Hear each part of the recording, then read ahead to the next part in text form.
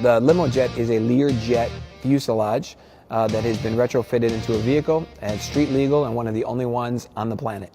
So I tell people all the time I was either smart enough or dumb enough to kind of jump headfirst into the project.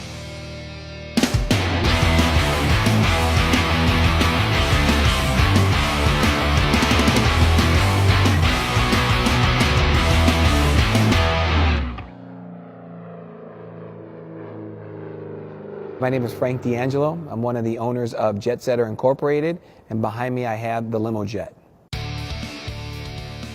I've always had a passion for cars. It really started when I was in the limousine business. I owned a company called Exotic Coach, and we would custom and create some of the craziest limos on the planet.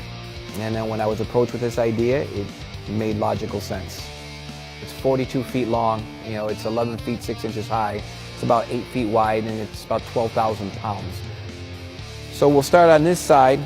One of the most popular things that people look at right away are the wheels and tires. So we have a set of Diablo rims and tires, 28-inch, with the custom fenders that were fabricated from fiberglass, made for the jet. So there's a little bit of a lot of different vehicles, not just engine-wise, but suspension-wise. A lot of the parts that we made were custom. So the springs were custom made.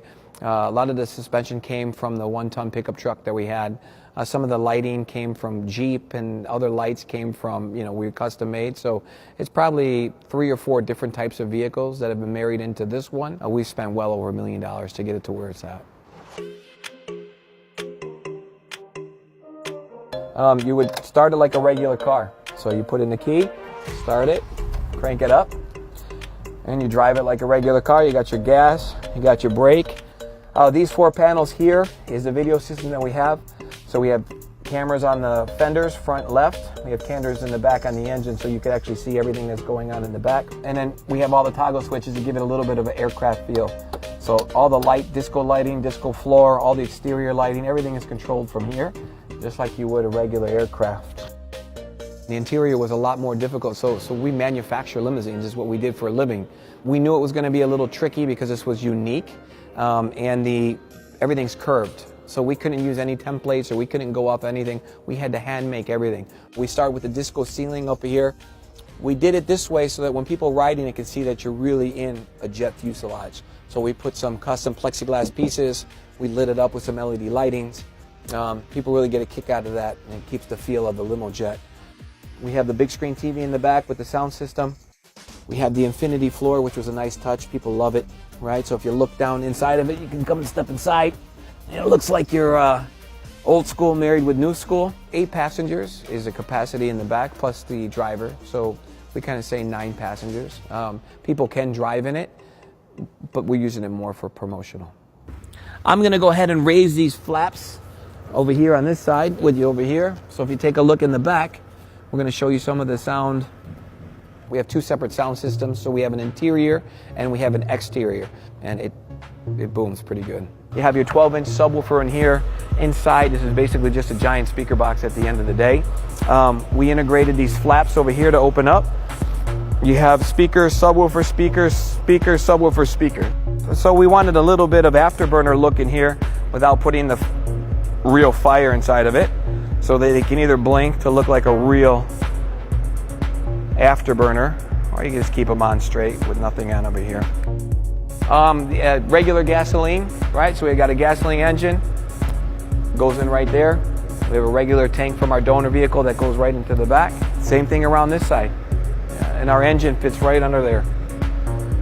My guess, we haven't hit top speed. Maybe we'll do that today. Top speed is probably a little bit over 100. I mean, any V8 engine is going to hit 140, 150, but this weighs over 12,000 pounds. So, my goal probably is not to reach top speed, to be honest with you, but it can go pretty fast.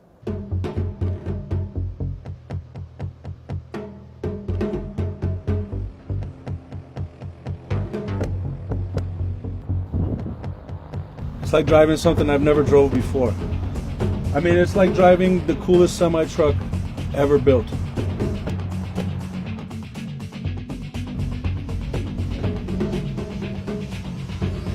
All right, get ready for takeoff.